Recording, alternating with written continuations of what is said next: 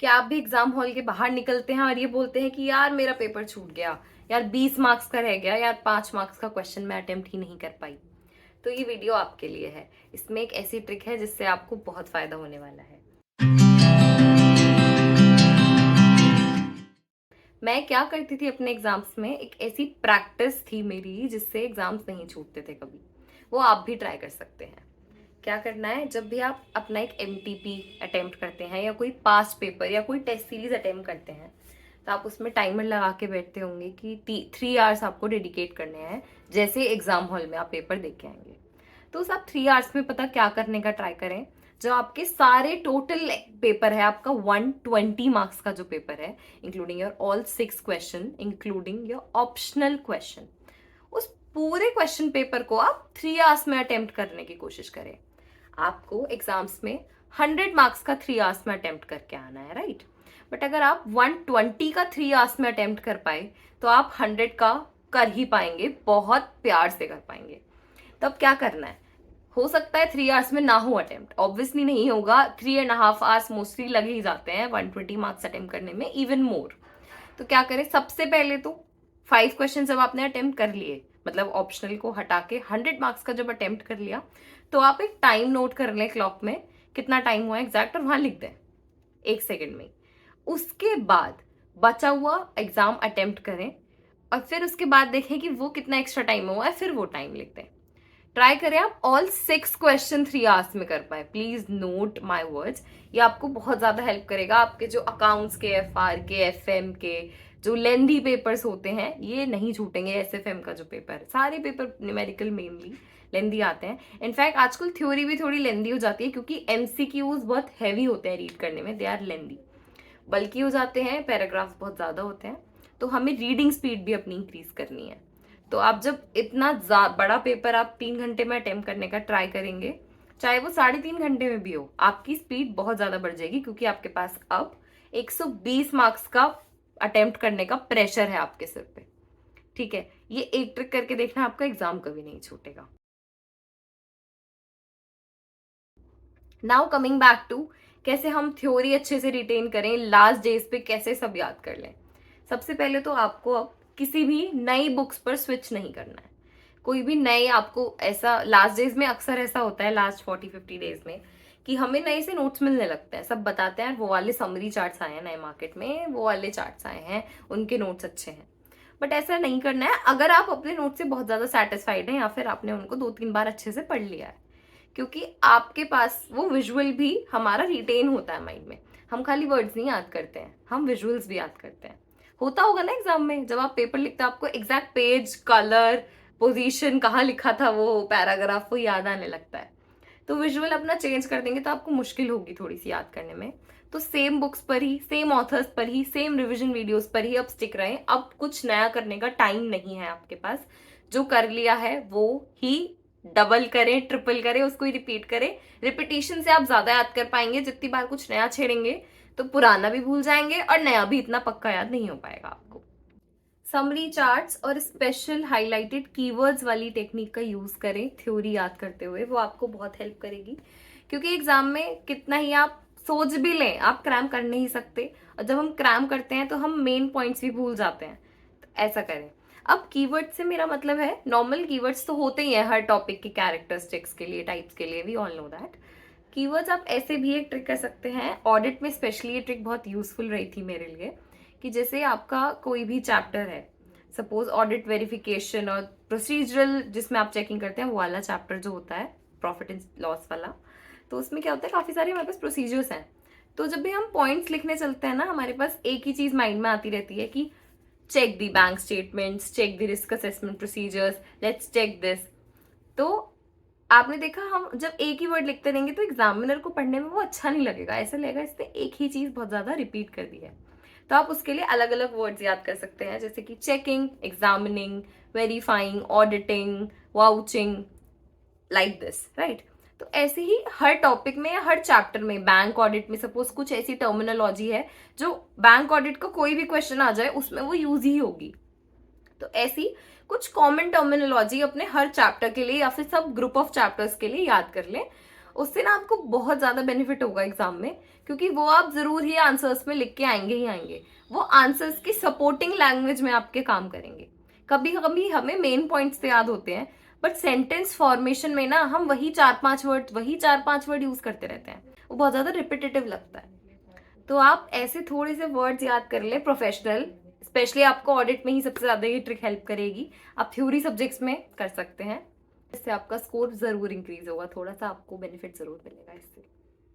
Theory read करने के लिए एक ना स्पेसिफिक स्पेस डिसाइड करें। What I used to do, theory read करने के लिए मैं फ्लोर पर बैठ के पढ़ती थी। कुछ अगर डिफरेंट स्पेस होता है ना, तो हमारे माइंड में डिफरेंट डिफरेंट मेमोरी क्रिएट हो जाती है। तो जब एग्जाम में आई यूज टू राइट, तो जो मेरा वो वाला स्पेस था, वहां पर बैठा हुआ जो मैंने याद किया, वो मुझे याद आता था कि हाँ आई रेड दैट टाइम पे मैंने रेड किया था, जब मैं वहां बैठी थी, जब मैंने ये वाली बुक पढ़ी थी। तो आप ऐसे अपने घर में, अपने रूम में डिफरेंट डिफरेंट प्लेसेस पे बैठ के डिफरेंट डिफरेंट सब्जेक्ट कर सकते हैं। इससे आपका माइंड भी थोड़ा सा एक्टिव होगा, थोड़ा सा आपको चेंज फील होगा, अगर आपको अच्छा लगे। थ्योरी के लिए आप स्टेयर्स पे या जमीन पे बैठ के पढ़ें, इससे बहुत अच्छा फील होता है। और लास्टली फ्लो चार्ट्स का भी यूज करें। फ्लो चार्ट्स यूज करने से आपके माइंड में एक फ्लो क्रिएट हो जाता है टॉपिक को लेके। काफी टीचर्स आजकल फ्लो चार्ट्स और different kind of summary notes provide करते हैं, यू कैन रेफर दैट। अब प्रैक्टिकल सब्जेक्ट्स में क्या होता है, इतना सारा कॉन्सेप्ट्स, इतने सारे कंसोलिडेशन जैसे चैप्टर्स में इतने क्वेश्चंस हैं जिसका कोई जवाब ही नहीं है, तो उसको एक सेकंड में कैसे कवर करें। मैं आजकल काफी देख रही हूँ faculties are posting their super 30 question, super 50 question सबके। फॉर एग्जाम्पल FR के लिए सार्थक जैन सर ने एक सुपर 50 क्वेश्चन का मैनुअल निकाला हुआ है। DT के लिए सुपर 30 क्वेश्चन का भुराना सर ने मैनुअल निकाला हुआ है। विशाल भट्टर सर ने IDT के लिए वो मैनुअल इशू किया हुआ है। एंड फॉर SCMP एग्जाम्स संकल्प कांस्य सर की बुक आती है, मैजिक बुक, जिसमें ऑलरेडी बहुत क्यूरेटेड क्वेश्चंस हैं, तो वो भी आपके मास्टर सम्स नाम से उन्होंने उसमें दिए हैं, मास्टर सम्स और मास्टर केस स्टडीज, आप वो रेफर कर सकते हैं। हर सब्जेक्ट के कोई आपको फैकल्टीज ऐसे मिल जाएंगे जिन्होंने भी क्वेश्चंस इशू किए हुए हैं।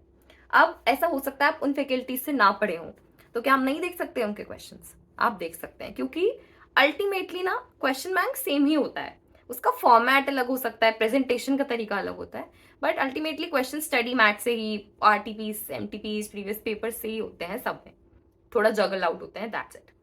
तो जिसका भी आपको ऐसा क्वेश्चन बैंक लगे, सुपर 50 का मतलब क्या है। अब प्रैक्टिकल सब्जेक्ट्स में क्या होता है, इतना सारा कॉन्सेप्ट्स, इतने सारे कंसोलिडेशन जैसे चैप्टर्स में इतने क्वेश्चंस हैं जिसका कोई जवाब। एक चैप्टर से 2 क्वेश्चंस हैं, तो उन 2 क्वेश्चंस में उस चैप्टर के सारे कॉन्सेप्ट्स हिट हो रहे हैं, सारी एडजस्टमेंट्स कवर हो रही हैं, वो होते हैं सुपर 50 क्वेश्चंस। तो आप वो ट्राई करें, उससे आपके ना सारे कॉन्सेप्ट कवर होंगे। आप जब अपने क्वेश्चंस करेंगे मार्क्ड वाले, तो उसमें क्या होगा, कोई ना कोई सा कॉन्सेप्ट छूटेगा जरूर, क्योंकि आप सारे कॉन्सेप्ट नहीं कर सकते, अब आप 100 क्वेश्चन करने नहीं बैठ सकते, ठीक है। तो आप प्रैक्टिकल सब्जेक्ट्स के लिए अप्रोच जरूर फॉलो कर सकते हैं। नेक्स्ट आप क्या कर सकते हैं, right at least 1 paper with proper formats, जो अकाउंटिंग फॉर्मेट्स होते हैं, बिल्कुल प्रॉपर लाइनिंग्स के साथ, स्केल यूज करके बिल्कुल एक एग्जाम ऐसा लिखें। एग्जाम कैसे लिखना है 3 घंटे में, ये आपको मैं ऑलरेडी बता चुकी हूँ, you know that now, but उसको प्रॉपर फॉर्मेटिंग के साथ लिखें, अपना ब्लैक पेन यूज करके ही लिखें, जैसे एग्जैक्टली आप एग्जाम में लिखने वाले हैं। उससे आपकी राइटिंग प्रैक्टिस बनेगी, इससे हमें ना कॉन्फिडेंस आता है।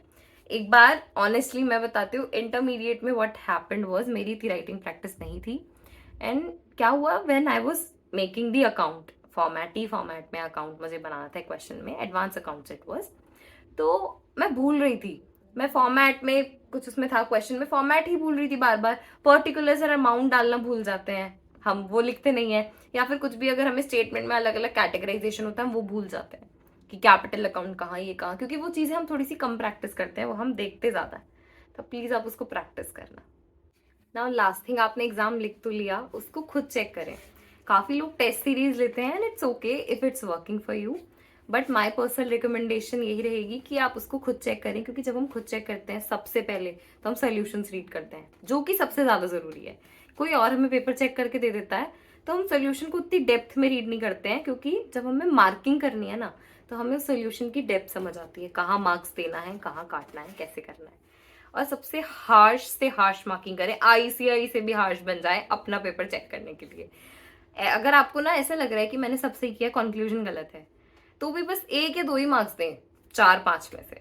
मतलब ऐसा नहीं करना है कि यार मुझे तो ठीक लग रहा है, ऐसा नहीं, मैं अपने आप को मार्क्स दूंगी, ऐसा नहीं करना है। It will not benefit you. Okay, please अपने आप की हार्श मार्किंग करें। और सोल्यूशन जो आप रीड करेंगे, अब क्या होता है, कोई ऑडिट का टॉपिक है, सेम टॉपिक आपने पढ़ा है, आपके नोट्स में बहुत ज्यादा अच्छे से लिखा है, बहुत क्लटर्ड है, समरी में है, अब वही आंसर आप उसका आईसीआई का डिटेल में तो पढ़ लेंगे। अब आपको लगेगा आता तो था बट ऐसे नहीं आता था, राइट? आईसीआई के आंसर्स में ऐसा ही होता है, आई नो। तो क्या करना, वो आंसर तो आपने पढ़ लिया, एग्जाम पेपर चेक कर लिया, मार्क्स आ गए सब, वापस जाके अपने नोट में सेम टॉपिक पढ़ना कि आपके नोट्स में वो कैसे लिखा है, और वो ही याद करना फिर से। क्योंकि थ्योरी में आप अपने लिए विजुअल जब भी चेंज करेंगे आपको प्रॉब्लम होगी। हम एक ही टॉपिक 10 जगह से पढ़ लेंगे ना तो वो बात नहीं आएगी, एक ही टॉपिक एक ही जगह से 10 बार पढ़ लेंगे तो जरूर बात आएगी। All the very best for your exams, अच्छे से मेहनत करें और अच्छे से पास हो। मैं चाहती हूँ आपकी मेहनत रंग लाए। ऑल द वेरी बेस्ट, और ध्यान रखें प्लीज इस चैनल को सब्सक्राइब कर लें। मीनवाइल आपको मोटिवेशन मिलती रहेगी for some smart tips and tricks. Bye bye.